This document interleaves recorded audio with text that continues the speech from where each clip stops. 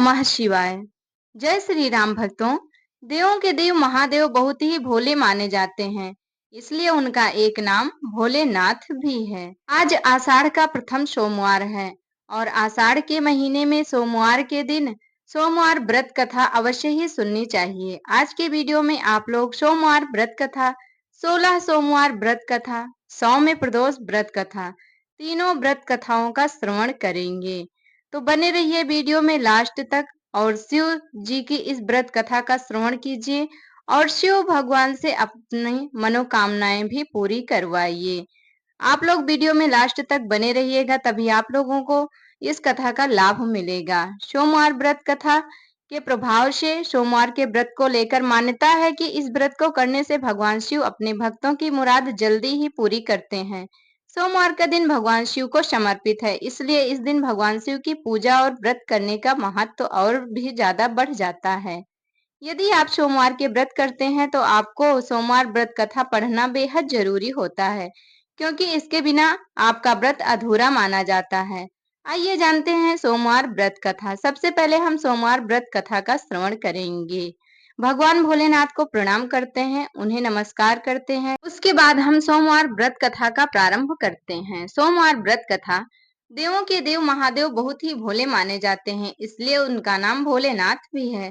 पौराणिक कथा के अनुसार भगवान शंकर को प्रसन्न करने के लिए किसी भी तरह के खास विशेष पूजन की आवश्यकता नहीं होती, क्योंकि कहा जाता है कि वह तो भोले हैं और भक्त की मन से की गई क्षणिक मात्र की भक्ति से ही वह प्रसन्न हो जाते हैं। अगर आप भी शिव की भक्ति और कृपा पाने के लिए सोमवार का व्रत करते हैं तो इस कथा से भोलेनाथ को प्रसन्न कर सकते हैं। एक बार किसी एक नगर में एक साहूकार था। उसके घर में धन की कोई कमी नहीं थी, लेकिन कोई संतान न होने के कारण वह बहुत दुखी था। संतान प्राप्ति के लिए वह हर सोमवार को व्रत रखता था और पूरी श्रद्धा के साथ शिव मंदिर जाकर भगवान शिव और माता पार्वती की पूजा किया करता था।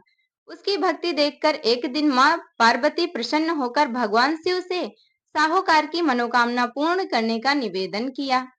पार्वती जी के आग्रह करने पर भगवान शिव ने कहा कि हे पार्वती, इस संसार में हर प्राणी को उसके कर्मों का फल मिलता है और जिसके भाग्य में जो हो उसे भोगना ही पड़ता है। लेकिन पार्वती जी ने साहूकार की भक्ति देखकर उसकी मनोकामना पूर्ण करने की इच्छा व्यक्त की। माता पार्वती के कहने पर शिव जी ने साहूकार को पुत्र प्राप्ति का वरदान तो दे दिया, लेकिन उन्होंने बताया कि यह बालक 12 वर्ष तक ही जीवित रहेगा। माता पार्वती और भगवान शिव की बातचीत को सुनकर साहूकार बहुत ही दुखी हुआ, क्योंकि वह माता पार्वती और भगवान शंकर की बातों को सुन रहा था। इसलिए उसे ना तो इस बात की खुशी थी और ना ही दुख। वह पहले की भांति शिव जी की पूजा करता रहा। कुछ समय के बाद साहूकार की पत्नी ने एक पुत्र को जन्म दिया। वह बालक जब 11 वर्ष का हुआ तो उसे पढ़ने के लिए काशी भेज दिया गया। साहूकार ने पुत्र के मामा को बुलाकर उसे बहुत सारा धन देते हुए कहा कि तुम इस बालक को काशी विद्या प्राप्ति के लिए ले जाओ। तुम लोग रास्ते में यज्ञ कराते जाना और ब्राह्मणों को भोजन दक्षिणा देते हुए जाना।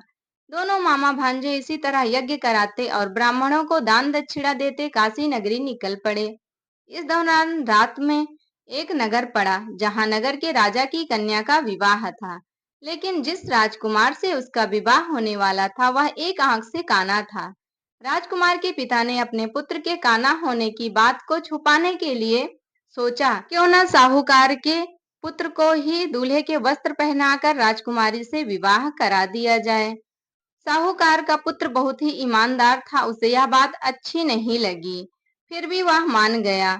और जब वह विवाह करने के पश्चात जाने लगा फिर से काशी जी, तो उसने अवसर पाकर राजकुमारी के दुपट्टे पर लिखा कि तुम्हारा विवाह तो मेरे साथ हुआ है, लेकिन जिस राजकुमार के संग तुम्हें भेजा जाएगा वह एक आंख से काना है। मैं तो काशी पढ़ने जा रहा हूँ। जब राजकुमारी ने चुन्नी पर लिखी बातें पढ़ी तो उसने अपने माता पिता को यह बात बताई। राजा ने अपनी पुत्री को विदा नहीं किया, फिर बारात वापस चली गई। दूसरी ओर साहूकार का लड़का और उसका मामा काशी पहुंचे और वहां जाकर उन्होंने यज्ञ किया। जिस दिन लड़का 12 साल का हुआ उस दिन भी यज्ञ का आयोजन था। लड़के ने अपने मामा से कहा कि मेरी तबीयत कुछ ठीक नहीं है। मामा ने कहा कि तुम अंदर जाकर आराम कर लो। शिव जी के वरदानानुसार कुछ ही देर में उस बालक के प्राण निकल गए। मृत भांजे को देख उसके मामा ने विलाप करना उचित नहीं समझा। उसने सोचा कि यज्ञ समाप्त हो जाए तभी हम कुछ करेंगे। यज्ञ समाप्त होते ही मामा ने रोना पीटना शुरू कर दिया। संयोगवश उसी समय शिवजी और पार्वती उधर से जा रहे थे। माता पार्वती ने भोले से कहा, स्वामी, मुझे इसके रोने के स्वर सहन नहीं हो रहा है। आप इस व्यक्ति के कष्ट को अवश्य दूर करें। जब शिवजी मृत बालक के समीप गए तो वह बोले कि यह उसी साहूकार का पुत्र है जिसे मैंने 12 वर्ष की आयु का वरदान दिया था। अब इसकी आयु पूरी हो चुकी है। लेकिन मातृभाव से विभोर माता पार्वती ने कहा, हे महादेव, आप इस बालक को और आयु देने की कृपा करें, अन्यथा इसके वियोग में इसके माता पिता भी तड़प तड़प कर मर जाएंगे। माता पार्वती के पुनः आग्रह करने पर भगवान शिव ने उस लड़के को जीवित होने का वरदान दिया। शिव जी की कृपा से वह लड़का जीवित हो गया। शिक्षा पूरी करके लड़का मामा के साथ अपने नगर की ओर वापस चल दिया। दोनों चलते हुए उसी नगर में पहुंचे जहां उसका विवाह हुआ था। उस नगर में भी उन्होंने यज्ञ का आयोजन किया। उस लड़के के ससुर ने उसे पहचान लिया और महल में ले जाकर उसकी खातिरदारी की और अपनी पुत्री को उसी के साथ विदा कर दिया। इधर साहूकार और उसकी पत्नी भूखे प्यासे रहकर बेटे की प्रतीक्षा कर रहे थे। उन्होंने प्रण कर रखा था कि यदि उन्हें बेटे की मृत्यु का समाचार मिला तो वह भी प्राण त्याग देंगे। परंतु अपने बेटे के जीवित होने का समाचार पाकर वह बेहद प्रसन्न हुए। उसी रात भगवान शिव ने साहूकार के स्वप्न में आकर कहा, हे श्रेष्ठी, मैंने तेरे सोमवार के व्रत करने और व्रत कथा सुनने से प्रसन्न होकर तेरे पुत्र को लंबी आयु प्रदान की है। इसी प्रकार जो कोई सोमवार व्रत करता है, यह कथा सुनता और पढ़ता है, उसके सभी दुख दूर होते हैं और सभी मनोकामनाएं भी पूर्ण होती हैं। बोलिए शंकर भगवान की जय। प्रिय भक्तों, अभी तक आप लोग सोमवार व्रत कथा का श्रवण कर रहे थे। आगे की वीडियो में आप लोग 16 सोमवार व्रत कथा का श्रवण करेंगे। एक बार श्री महादेव जी माता पार्वती जी के साथ भ्रमण करते हुए मृत्यु लोक में अमरावती नगर में आए। वहां के राजा ने एक शिव जी का मंदिर बनवाया था। शंकर जी पार्वती जी के साथ वहीं ठहर गए। एक दिन माता पार्वती शिव से बोली, नाथ, आइए आज चौसर खेलें। उसी समय मंदिर का पुजारी पूजा करने के लिए वहां आया। खेल प्रारंभ हो गया। पार्वती जी ने पूछा पुजारी जी से, बताइए जीत किसकी होगी। पुजारी जी ने बिना सोचे समझे कहा कि भगवान भोलेनाथ जीतेंगे। किंतु अंत में जीत पार्वती जी की हुई। पार्वती जी ने मिथ्या भाषण के कारण पुजारी जी को कोढ़ी होने का श्राप दे दिया। पुजारी जी कोढ़ी हो गए। कुछ दिन बाद देवलोक की अप्सराएं पूजन के लिए आई और पुजारी जी को देखकर उनके कोढ़ी होने का कारण पूछा। पुजारी जी ने सब बातें उन्हें बतला दी। अप्सराएं बोली, पुजारी जी, आप 16 सोमवार का व्रत करो, महादेव जी आपका कष्ट दूर कर देंगे। पुजारी जी ने उत्सुकता से व्रत की विधि पूछी और अप्सराओं ने पुजारी जी को 16 सोमवार व्रत की विधि बताते हुए कहा, सोमवार के दिन सूर्योदय से पहले उठना, फिर स्नान आदि से निवृत्त होकर स्वच्छ वस्त्र धारण करना। इसके बाद आधा सेर गेहूं के आटे का चूरमा बनाकर उसके 3 भाग कर देना। फिर भगवान शिव की प्रतिमा के समक्ष घी का दीपक जलाकर गुड़, नैवेद्य, फूल, बेलपत्र, चंदन, अक्षत, जनेऊ का जोड़ा लेकर विधि विधान प्रदोष काल में भगवान शिव की पूजा करना। पूजा के बाद गेहूं के आटे से बनाए चूरमे के 3 भाग में से एक भगवान शिव को अर्पण कर देना और एक आप ग्रहण कर लेना। बाकी भाग को भगवान का प्रसाद मानकर सभी में बांट देना। इस विधि से 16 सोमवार व्रत कर 17वें सोमवार को 5 सेर गेहूं के आटे की बाटी बनाकर भोग लगाकर बांट दें। फिर सर्व कुटुंब प्रसाद ग्रहण करें। ऐसा करने से शिव जी आपके सारे कष्ट दूर करेंगे। यह कहकर अप्सराएं स्वर्गलोक को चली गईं। पुजारी जी यथाविधि व्रत कर रोग मुक्त हुए और पूजन करने लगे। कुछ दिन बाद शिव पार्वती जी पुनः आए उसी नगरी में। वहां पुजारी जी को कुशल देखकर माता पार्वती जी ने उनके रोग मुक्त होने का कारण पूछा। तब पुजारी जी ने 16 सोमवार व्रत की बात बताई और व्रत की विधि भी बताई। पुजारी जी के कथन के अनुसार माता पार्वती जी ने अपने पुत्र मिलन की इच्छा के फलस्वरूप 16 सोमवार का व्रत किया। पार्वती जी ने व्रत किया, फलस्वरूप कार्तिकेय जी पार्वती माता के आज्ञाकारी हुए। कार्तिकेय जी ने भी माता पार्वती से पूछा कि क्या कारण है जिससे मेरा मन आपके चरणों में लगा। पार्वती जी ने वही व्रत की बातें बतलाई। कार्तिकेय जी ने भी व्रत किया। उसके फलस्वरूप उनका बिछड़ा हुआ मित्र मिला। उसके बाद उसके मित्र ने भी कार्तिकेय जी से उसका कारण पूछा, तो कार्तिकेय जी ने भी उन्हें 16 सोमवार व्रत की बातें बताई और बताने पर विवाह की इच्छा से यथाविधि उसने भी पूजन किया, 16 सोमवार का व्रत किया।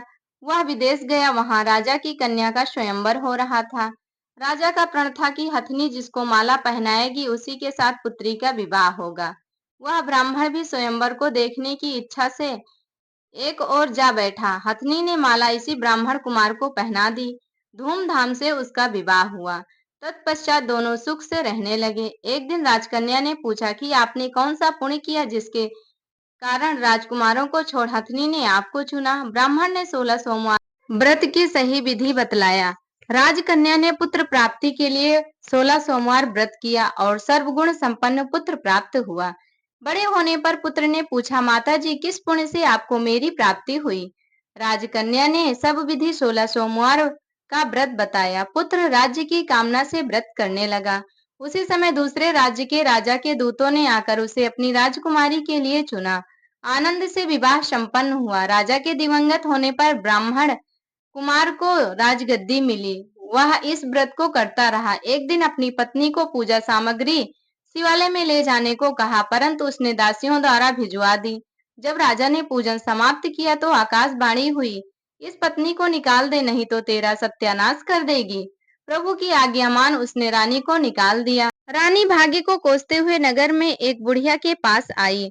उसका हाल देखकर बुढ़िया ने उसके सिर पर सोत की पोटली रख बाजार भेजा। रास्ते में आंधी आई, पोटली उड़ गई। बुढ़िया ने उसे फटकार कर भगा दिया। वहां से तेली के यहाँ पहुंची तो सब बर्तन चटक गए। तेली ने भी उसे अपने घर से निकाल दिया। पानी पीने नदी पहुंची तो नदी सूख गई। सरोवर पहुंची तो हाथ का स्पर्श होते ही जल में कीड़े पड़ गए। उसी जल को पीकर आराम करने के लिए जिस पेड़ के नीचे जाती वह सूख जाता। वन और सरोवर की यह दशा देखकर ग्वाल उसे मंदिर के गोसाई के पास लेकर गए। उसे देखकर गोसाई जी समझ गए कि यह कुलीन अबला विपत्ति की मारी हुई है। धारे बंधाते हुए बोले, बेटी तू मेरे यहाँ रह, किसी बात की चिंता मत कर। रानी आश्रम में रहने लगी, परंतु जिस वस्तु पर उसका हाथ लगे उसी में कीड़े पड़ जाए। दुखी हो गोसाई जी ने पूछा, बेटी किस देव के अपराध से तेरी यह दशा हुई। पुजारी की बात सुनकर रानी ने सारी घटना बता दी। गोसाई जी बोले, बेटी तुम 16 सोमवार व्रत करो। रानी ने सब विधि व्रत पूरा किया। व्रत के प्रभाव से राजा को रानी की याद आई और दूतों को उसकी खोज करने के लिए भेज दिया। आश्रम में रानी को देखकर दूतों ने राजा को रानी का पता बताया। राजा ने जाकर गोसाई जी से कहा, महाराज यह मेरी पत्नी है। शिव जी के रुष्ट होने से मैंने इसका परित्याग किया था। शिव जी की कृपा से मैं इसे लेने आया हूँ। कृपया इसे जाने की आज्ञा दें। गोसाई जी ने आज्ञा दे दी रानी को जाने के लिए। राजा रानी नगर में आए।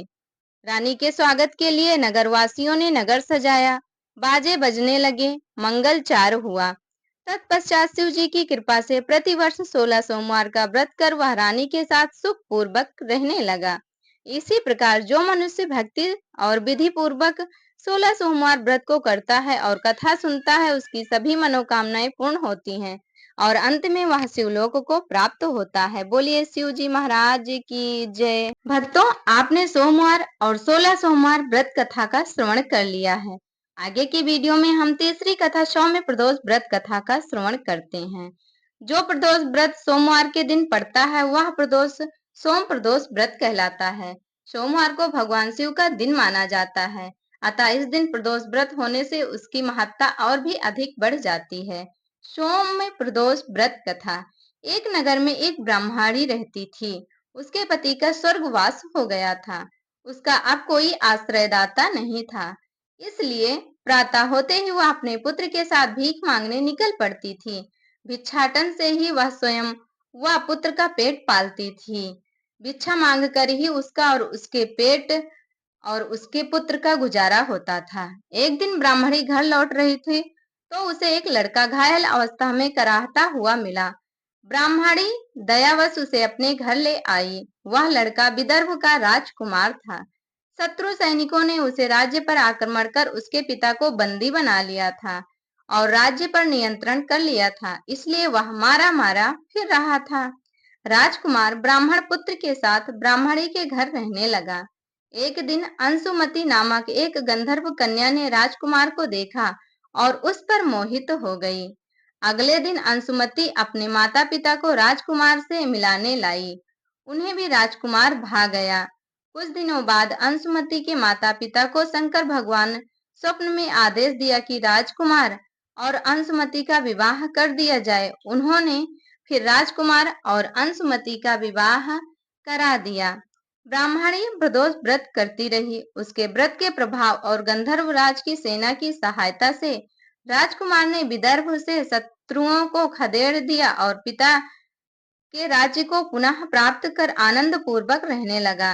राजकुमार ने ब्राह्मण पुत्र को अपना प्रधानमंत्री बनाया। ब्राह्मणी के प्रदोष व्रत के महात्म्य से जैसे राजकुमार और ब्राह्मण पुत्र के दिन फिरे, वैसे ही शंकर भगवान अपनी भक्तों के दिन भी फेरते हैं। बोले शंकर भगवान की जय। प्रिय भक्तों, सौम्य प्रदोष व्रत कथा यहीं पर संपूर्ण हुई। तो आज की वीडियो में आप लोग सोमवार व्रत कथा, 16 सोमवार व्रत कथा और सौम्य प्रदोष व्रत कथा का श्रवण किया है। जो भी व्यक्ति सच्चे मन से, सच्ची भक्ति भाव से इस व्रत को करता है अथवा इस कहानी को पढ़ता और सुनता है, भगवान भोलेनाथ की कृपा से उसकी सभी मनोकामनाएं पूरी हो जाती हैं। इसलिए हमें सोमवार का व्रत अवश्य ही करना चाहिए और सोमवार व्रत करने के साथ साथ सोमवार की कथा भी सुननी अथवा पढ़नी चाहिए। भोलेनाथ की कृपा सभी भक्तों पर बनी रहे। वीडियो अच्छी लगी होगी, शंकर जी की भक्ति में हो गए होंगे इस कथा को सुनकर, तो आप लोग वीडियो को अवश्य ही लाइक करेंगे। चैनल पर नए होंगे तो सब्सक्राइब कर लेना। हमारे साथ जुड़े रहने के लिए धन्यवाद। मिलेंगे अगली वीडियो में फिर नई नई जानकारी के साथ, नई नई व्रत कथाओं के साथ। तब तक के लिए हमारे साथ प्रेम से बोलिए श्री शिवाय नमस्तुभ्यम, हर हर महादेव।